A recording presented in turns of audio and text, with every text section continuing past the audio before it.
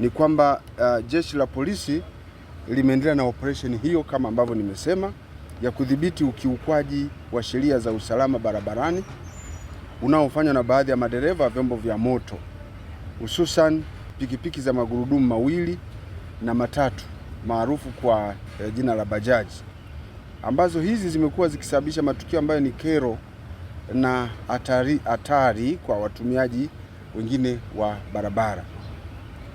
Operation hiyo ilianza tarehe 31 mwezi wa 3 mwaka huu na hadi sasa inaendelea na itapamba moto zaidi katika sikukuu hizi, mapumziko haya ya sikukuu za Pasaka, ambayo operation hiyo imelenga kukomesha vitendo vinavyofanywa na baadhi ya watumiaji wa vyombo vya moto ambao wanafunga taa zenye mwanga mkali ambao kisheria hairuhusiwi. Taa hizo zenye mwanga mkali zimekuwa zikiwaumiza macho watumiaji wengine wa barabara, hivyo kuhatarisha maisha yao wanapoendesha vyombo vyao vya moto, kwa sababu kunatokea kwa uwezekano mkubwa sana wa kupata ajali, kwa sababu ule mwanga unaathiri macho kwa watumiaji wengine wa barabara, na hivyo watu kuyumba na wakati mwingine kupata ajali ambazo zingeweza kuzuilika. Kosa lingine ni kuendesha vyombo vya moto wakiwa wamelewa.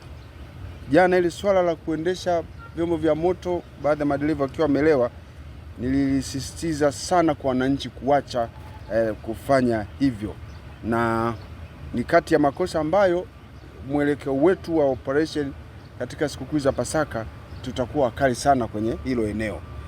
Kwa hiyo ni makosa hatarishi. Kosa lingine hatarishi ni kutokuvaa kofia ngumu, yani helmet, na kuendesha vyombo vya moto bila namba za usajili au kutumia namba zilizofanyiwa udanganyifu, kubeba abiria zaidi ya idadi iliyoruhusiwa kisheria, pamoja na kuendesha vyombo vya moto bila kuwa na leseni halali za kuendesha vyombo hivyo.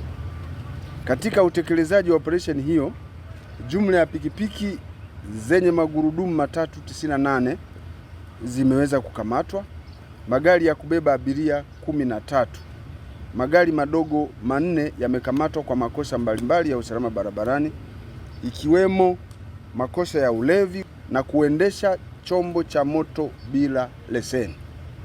Wamiliki wa vyombo hivyo pamoja na madereva waliokamatwa watachukuliwa hatua za kisheria, ikiwa ni pamoja na kuwafikisha katika mahakama. Jeshi la polisi katika mkoa wa Mwanza kama ambavyo nimesema linaendelea na operation hiyo, lakini nichukue nafasi hii kuendelea kusisitiza makundi mbalimbali yanayotumia barabara hasa katika kipindi hiki cha sikukuu za Pasaka kuendelea kuheshimu sheria, kanuni na taratibu za usalama barabarani ili kuepusha ajali. Nimesema katika kuhakikisha kwamba sheria hizo zinatekelezwa ipasavyo, tumeongeza idadi kubwa ya askari barabarani, ambao askari hawa kazi yao kubwa itakuwa ni kuchukua hatua. Kusema kweli, hatutakuwa na huruma, hatutakuwa na muhali, hatutamuonea aibu hata kidogo mvunjaji yoyote wa sheria za usalama barabarani ambaye tunaona kabisa kwamba anatenda hivyo na anasababisha uwezekano wa kutokea kwa ajali. Kusema kweli, tutakuwa wakali sana kwenye hilo eneo. Makosa haya ya watu wanapokuwa wanapita kwenye vivuko vya waenda kwa miguu, tunatoa wito na tunasisitiza sana wananchi waheshimu maeneo hayo ya waenda kwa miguu. Barabara ipo kwa ajili ya matumizi ya watu wengi. Lazima makundi yote yaheshimiwe, yaweze kutumia hii barabara kwa haki. Sasa kwenye operation ambayo nimesema inaendelea, tumefanikiwa kuwakamata hawa madereva ambao wa kwanza anaitwa Suleiman Saidi Magoti. Huyu umri wake ni miaka 36. Huyu ni dereva ambaye amekamatwa jana akiwa anaendesha gari namba T 763. Hii ni DNB aina ya Toyota Hiace. Gari hii ni ya kubeba abiria. Inafanya safari zake kati ya Kakebe kwenda uwanja wa ndege. hapa jijini Mwanza. Huyu alikutwa anaendesha gari hilo akiwa na abiria akiwa amelewa. Wa pili, Elias Samuel Michael, miaka 28. Huyu naye ni dereva aliyekamatwa akiwa anaendesha gari namba T 665 DPF Toyota Coaster.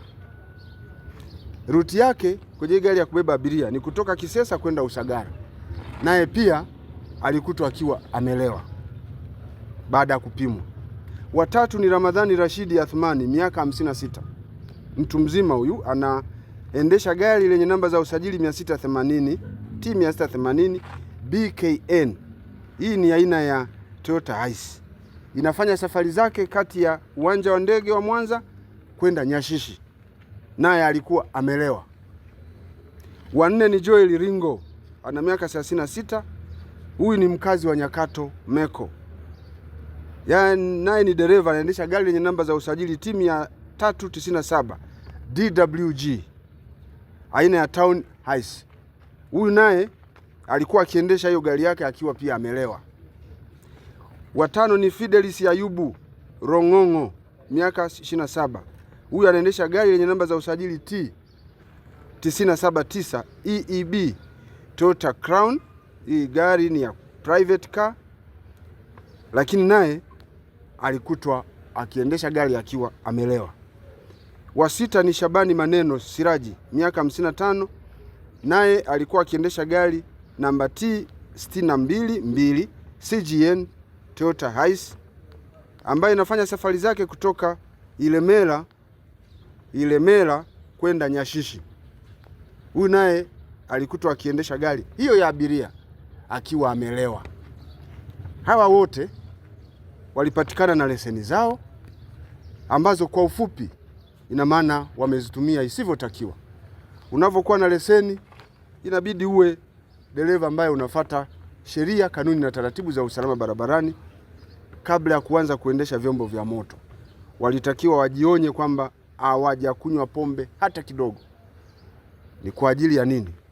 Kwa ajili ya usalama wao wenyewe, magari yao, watumiaji wengine wa barabara na miundombinu ya serikali. Vyote hivyo hawajaviangalia, wakajikita kwenye ulevi. Sasa kama ambavyo nimesema, hatuwezi kuwafumbia macho tena madereva wa aina hii.